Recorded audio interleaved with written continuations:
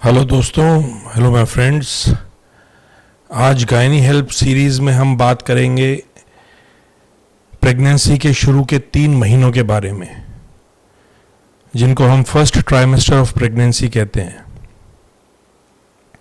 जैसा कि आपको मालूम है कि हम अपनी गायनी हेल्प सीरीज़ में छोटे छोटे वीडियोस बना रहे हैं, जिसमें हम gynaecology, obstetrics, women's wellbeing, pregnancy, infertility, sonography, इन सब मुद्दों से संबंधित छोटे छोटे वीडियोस बना रहे हैं। हर वीडियो में हम एक छोटा सा टॉपिक उठाते हैं और उसको डिस्कस करते हैं पेशेंट के पर्सपेक्टिव से, पेशेंट के दृष्टिकोण से, ताकि उसको ये जानकारी मिल सके मेरा जो इलाज चल रहा है, मेरी जो परिस्थिति है, उसके बारे में वो इनलाइटन हो सके, सो टू से। तो आज हम जो बात उठा रहे हैं, जो हम विषय ले रहे हैं, वो है फर्स्ट ट्राइमेस्टर ऑफ प्रेगनेंसी, यानी कि प्रेगनेंसी की शुरू की तिमाही, पहले 3 महीने। प्रेगनेंसी के जो 9 महीने होते हैं वो 3 ट्राइमेस्टर्स, 3 तिमाहियों में डिवाइडेड होते हैं, फर्स्ट, सेकंड एंड थर्ड। तो आज हम पहली तिमाही ले रहे हैं। पहली तिमाही लगभग हो जाती है 13 हफ्ते तक। डॉक्टर लोग महीने में प्रेगनेंसी को नहीं गिनते, वो गिनते हैं हफ्तों में, वीक्स ऑफ प्रेगनेंसी। जैसे आम जनता तो कहती है इतने महीने का बच्चा है, हम लोग अमूमन वीक्स ऑफ प्रेगनेंसी में ज़्यादा डिस्कस करते हैं, कितने हफ्ते का बच्चा हो गया। तो फर्स्ट ट्राइमेस्टर अमूमन 13 हफ्ते पर जाकर समाप्त हो जाती है, और यह 13 हफ्ते गिने जाते हैं first day of the last menstrual period. जो पहला दिन होता है, आखिरी पीरियड जो आया हुआ होता है, उसके शुरुआत का जो दिन होता है तब से गिना जाता है, ना कि ख़त्म होने से। उस पीरियड के ख़त्म होने से नहीं, उस पीरियड के शुरू होने से गिनते हैं हम। First day of the last menstrual period से हम पहली तिमाही गिनते हैं, और यह 13 हफ्ते तक चलती है उस डेट से। अमूमन पेशेंट हमारे पास जब आता है तो कैसे आता है? पेशेंट कहता है कि मेरे दिन ऊपर हो गए हैं, मेरा पीरियड इस तारीख में आना चाहिए था, वो नहीं आया, और अब मैंने घर पर यूरिन का प्रेगनेंसी टेस्ट किया है, पेशाब की जो जांच होती है वो की है, और उसमें 2 लाइन आ रही हैं और प्रेगनेंसी है। तो हम फिर भी अपने सामने ज़रूर एक प्रेगनेंसी टेस्ट करते हैं, क्योंकि हम मरीज़ की इस बात को मानते नहीं हैं, मानते तो हैं, बट अपने सामने फिर भी डॉक्टर को एक प्रेगनेंसी टेस्ट ज़रूर करना चाहिए। क्योंकि कई बार दूसरी लाइन नहीं भी होती, फिर भी मरीज को लगता है कि ये पॉजिटिव है। दूसरी लाइन कभी कभी उस यूरिन प्रेगनेंसी टेस्ट की किट में इवेपोरेशन लाइन होती है, एग्जैक्टली इवेपोरेशन लाइन होती है, हल्की सी एक लाइन आती है, उसको मरीज़ दूसरी लाइन समझ लेता है, इसलिए। और दूसरी बात है कि दिन, कई और परिस्थितियां हैं, उनमें भी ऊपर हो सकते हैं। ज़रूरी नहीं कि प्रेगनेंसी में ही दिन ऊपर हो, पीरियड नहीं आया, पीरियड मिस हुआ, और भी कई बातें हैं जब आपका पीरियड मिस हो सकता है, दिन ऊपर जा सकते हैं। ज़रूरी नहीं कि वो प्रेगनेंसी है, इसलिए अपने सामने ज़रूर प्रेगनेंसी टेस्ट करना चाहिए डॉक्टर को, और करते ही हैं सब।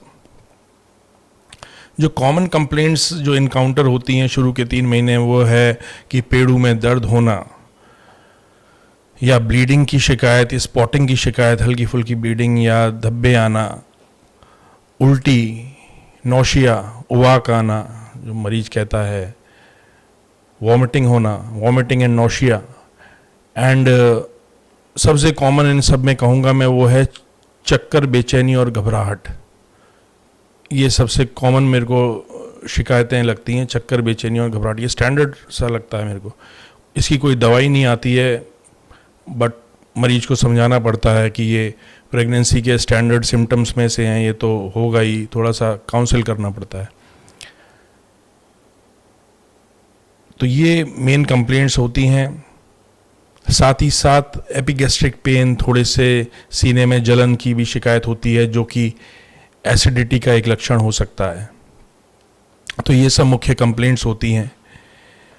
कौन सी जांचें कराई जाती हैं शुरू के 3 महीने में, वो है CBC, जिसमें हम हीमोग्लोबिन, प्लेटलेट काउंट वगैरह देखते हैं, complete blood count CBC, haemoglobin.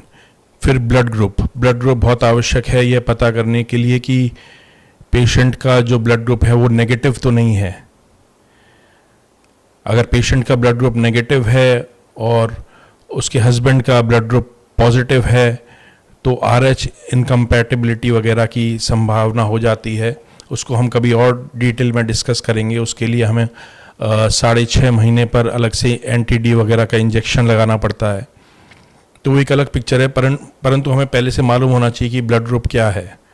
और अगर ब्लीडिंग हो रही है मरीज को और उसका ब्लड ग्रुप नेगेटिव है, हस्बैंड का ब्लड ग्रुप पॉजिटिव है, तो हम NTD इंजेक्शन हाफ डोज में उस समय भी लगाते हैं।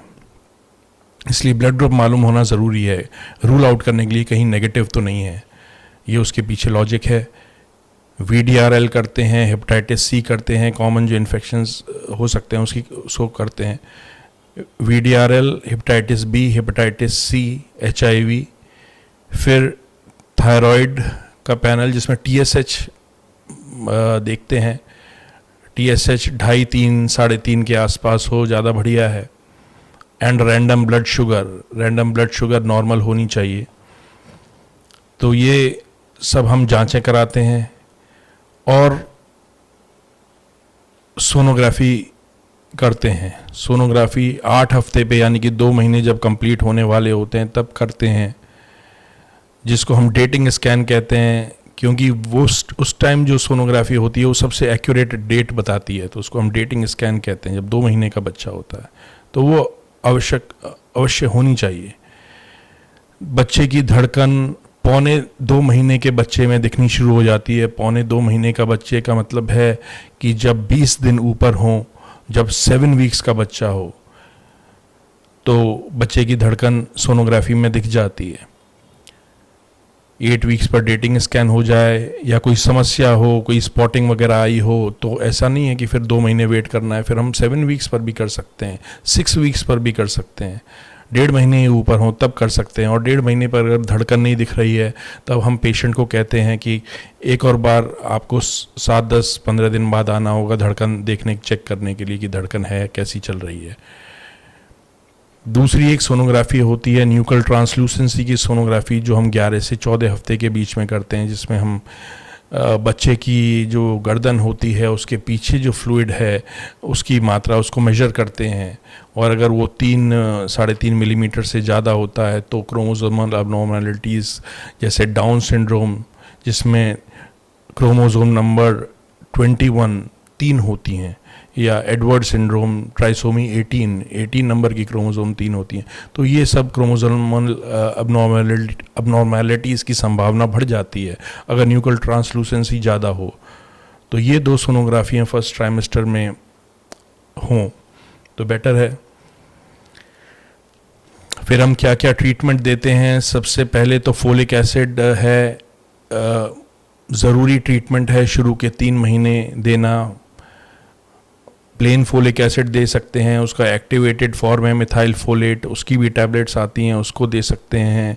Folic acid neural tube defects और कई कंजेनाइटल अनोमलीज से बच्चे की रक्षा करता है, इसलिए ये तो आवश्यक है। ये तो एज आयरन की तरह है जो हम 4 महीने पर देना शुरू करते हैं, डिलीवरी तक देते हैं। जैसे आयरन कैल्शियम देते हैं हम, उसी प्रकार शुरू के 3 महीने फोलिक एसिड देना चाहिए। फोलिक एसिड एक विटामिन B का प्रकार है, तो इसको देना चाहिए क्योंकि ये कंजेनाइटल अनोमलीज से बच्चे की रक्षा करता है। दूसरा, वॉमिटिंग वगैरह आती है तो डॉक्साइलामीन की टैबलेट होती हैं, वो देते हैं हम।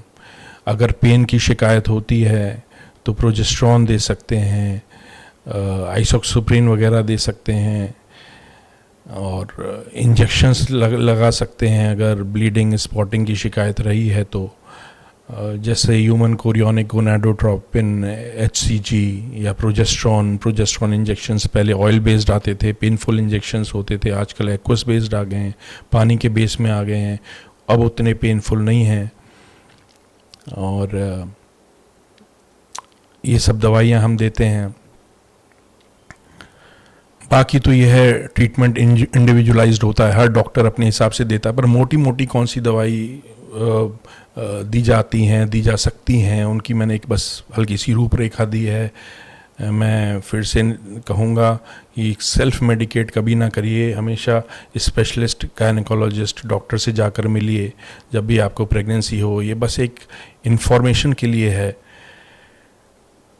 तो ये सब हमने डिस्कस किया कि पहले 3 महीने जो प्रेगनेंसी के होते हैं हमें क्या क्या करना होता है, क्या क्या ट्रीटमेंट हैं, क्या जांचें हैं, क्या क्या कॉमन सिम्टम्स हैं।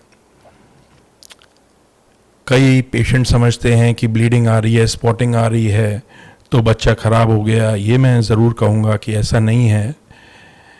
हम लोग ब्लीडिंग पर उतना नहीं जाते जितना हम बच्चे की धड़कन पर जाते हैं। अगर फीटल हार्ट रेट सही आ रही है तो स्पॉटिंग हो सकती है, हो सकता है प्लासेंटा लो लाइंग हो सकता है पेशेंट ने कुछ वज़न वगैरह उठाया हो।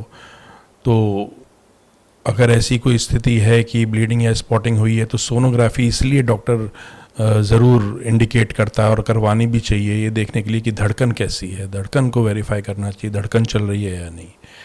और अगर 7 वीक्स से ऊपर का बच्चा हो गया, 7 वीक्स मेजर कर रहा है सोनोग्राफी में, फिर भी धड़कन नहीं आ रही, तब ज़रूर कह सकते हैं कि बच्चा मिस्ड अबॉर्शन वाली स्टेट में है। तो आई होप ये जो वीडियो है ये आप सबको पसंद आया होगा, आपको कुछ जानकारी मिली होगी। आपके कुछ सजेशंस हों मुझे बताइएगा। पेशेंट्स ने मेरे को काफ़ी कहा कि इस विषय पर ज़रूर आप एक छोटा सा टॉक बनाइएगा, इसलिए मैं आप सबके सामने हाजिर हुआ हूँ। और भी मैं नए छोटे छोटे टॉपिक्स लेकर आऊँगा और गायनी हेल्प सीरीज़ में वीडियो बनाऊँगा। तब तक के लिए good bye, have a good day.